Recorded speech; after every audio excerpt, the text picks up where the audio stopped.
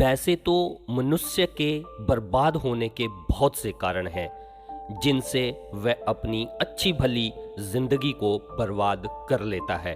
पर गीता में भगवान श्री कृष्ण ने इंसान की बर्बादी के 3 मुख्य कारण बताए हैं जो मनुष्य को गलत की अंधेरी खाई में धकेल देते हैं। यदि आपको भी इन कारणों का पता नहीं और आप जानना चाहते हो तो इस वीडियो के अंत तक बने रहें।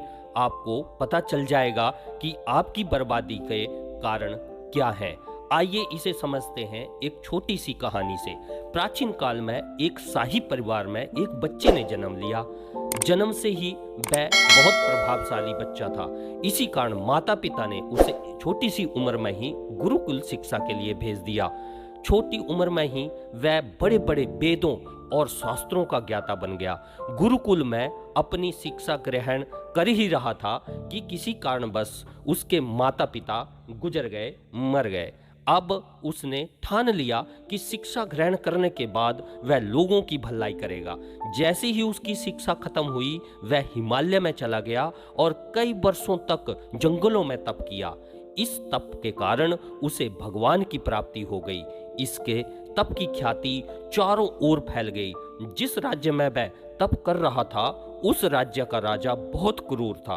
राजा ने सन्यासी की चर्चा सुनी और वह राजा उस सन्यासी से मिलने के लिए पहुंच गया। जब वह राजा सन्यासी से मिला तो उसने सन्यासी के चेहरे पर एक दिव्य तेज देखा। राजा कुछ दिन सन्यासी की कुटिया में ही रहा। राजा पर सन्यासी का इतना प्रभाव पड़ा कि वह अच्छाई के रास्ते पर चलने लग गया। राजा ने एक दिन सोचा कि यह सन्यासी मुझे अच्छाई के रास्ते पर चला सकता है, तो यदि मैं इसे अपने राजमहल ले जाऊं तो मेरी किस्मत बदल ही जाएगी। राजा ने सन्यासी को अपने साथ राजमहल चलने के लिए कहा। सन्यासी ने राजा की बात मान ली और राजा के साथ राजमहल चला गया। राजा ने राजमहल में पहुंचकर सन्यासी को शाही खाना खिलाया और सन्यासी ने राजा का खाना खाकर राजा से अब आज्ञा मांगी कि मैं अब चला जाता हूं। पर इस पर राजा ने कहा, महाराज मैं आपके लिए यहीं एक कुटिया बना देता हूं, आप यहीं रहो। इस पर सन्यासी भी मान गया और राजा द्वारा बनाई गई कुटिया में रहने लगा। एक दिन राजा किसी काम से दूसरे किसी राज्य में चला गया और इसके पीछे उसने एक नौकर को सन्यासी की देखभाल के लिए छोड़ दिया। नौकर कुछ दिन बाद बीमार पड़ गया और वह अपने घर चला गया। अब सन्यासी की देखभाल करने के लिए कोई भी नहीं रहा। उसी बीच राजा जब वापिस आया तो सन्यासी को ऐसी हालत में देखकर बहुत दुखी हुआ। राजा ने उनकी बहुत सेवा की। कुछ समय बीतने के बाद राजा को फिर से किसी काम से लिए बाहर जाना पड़ा। इस पर राजा ने सन्यासी की देखभाल के लिए रानी को उनके हवाले कर दिया।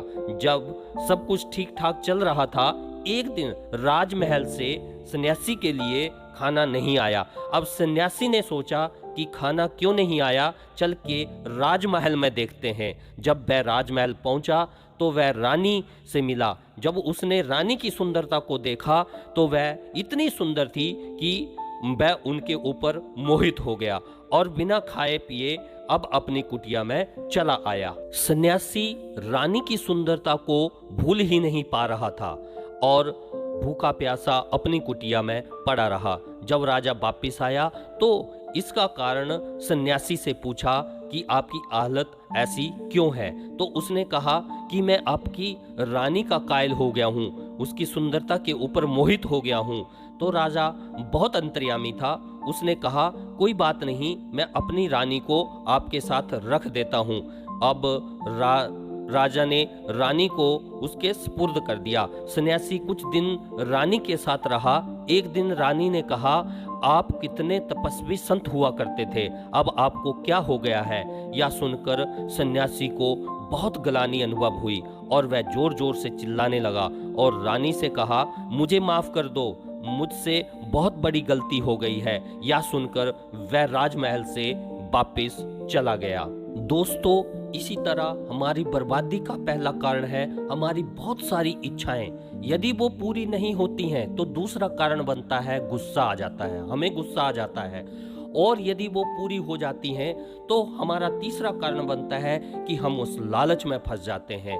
यदि आप इनसे अपने आप को बचा लेंगे तो आप अपने जीवन में खुशियां ही खुशियां भर पाएंगे। धन्यवाद दोस्तों, मेरी वीडियो को देखने के लिए। जय हिंद, जय भारत।